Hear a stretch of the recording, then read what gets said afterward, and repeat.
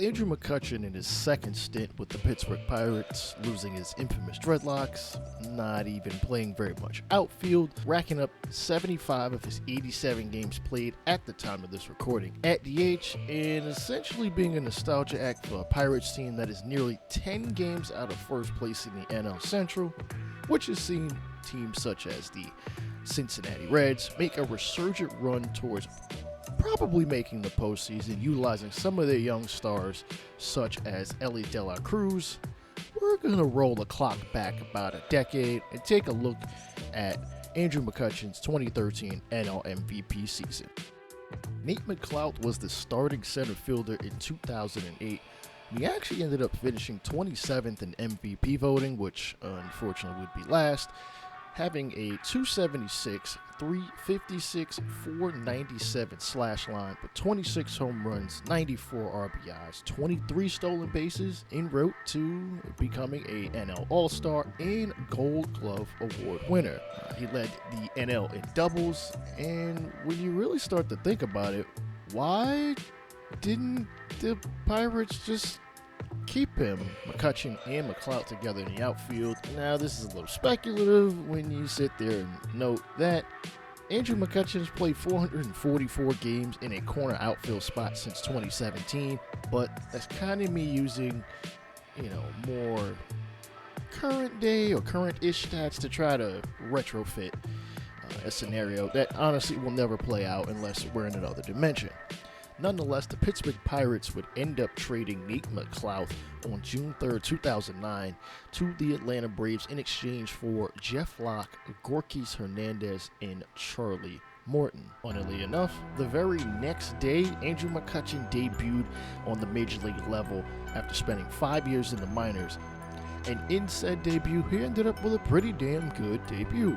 2 for 4, scoring 3 times, walked once and drove in a run in 5 plate appearances. But his hot start as a rookie would continue through the first 20 games as he would tally 30 hits and 91 at-bats, 14 runs, or 14 times he scored, 4 doubles, 5 triples, a home run, 18 RBIs, and walking 6 times compared to his 15 strikeouts, and also running the base paths pretty well with 3 steals. I went to look up on Baseball Reference, and no player has ever started their career with 10 or more runs, 5 triples, and at least 15 RBIs within their first 20 games of their career. Believe me, I tried. No one has even come close.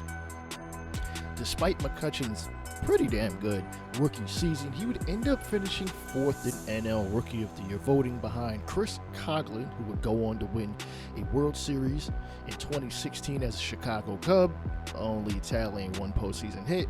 J.A. Happ, a pitcher, was a 2018 All-Star and won the World Series in 2008. And Tommy Hanson, who played 4 major league seasons and 2 in the minors.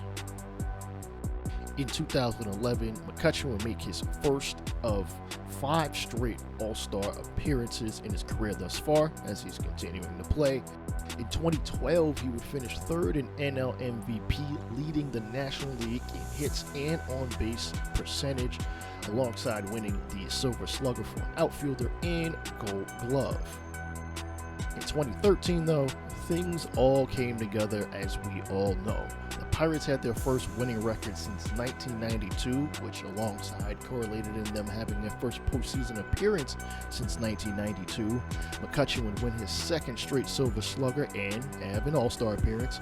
For whatever it's worth for some of you out there, he led the league in WAR at a 7.8 clip, or however this stat is ever really calculated. I'm a huge baseball fan, but I've got to admit, I don't care for the WAR stat. I don't care for any stat that tries to really squeeze everything together and make it one number to try to measure a player's value. I think it takes a lot more than just this one number that is an analytical stat, especially considering when it is not clearly defined how this stat is. The stat doesn't seem to use very many, if any, actual stats that you can calculate on the field. It seems like a bunch of projections. to try to calculate a player's value, and I just dislike it. But because the number is out there and it's really gained a lot of traction in the last decade as kind of a all-encompassing metric, I'm gonna throw it out there any chance I can on this channel. What you choose to do with it is really up to you. But when you look at the 5 other offensive candidates, Yadier Molina, Paul Goldschmidt, Freddie Freeman, Joey Votto, and Matt Carpenter, they all stack up as such. And then you probably begin to question, was Andrew McCutchen a weak candidate for MVP? You can find out whether I feel that is the case in a future video when I stack up all the MVPs of the decade in one video, and even just look at just this season alone in a future video.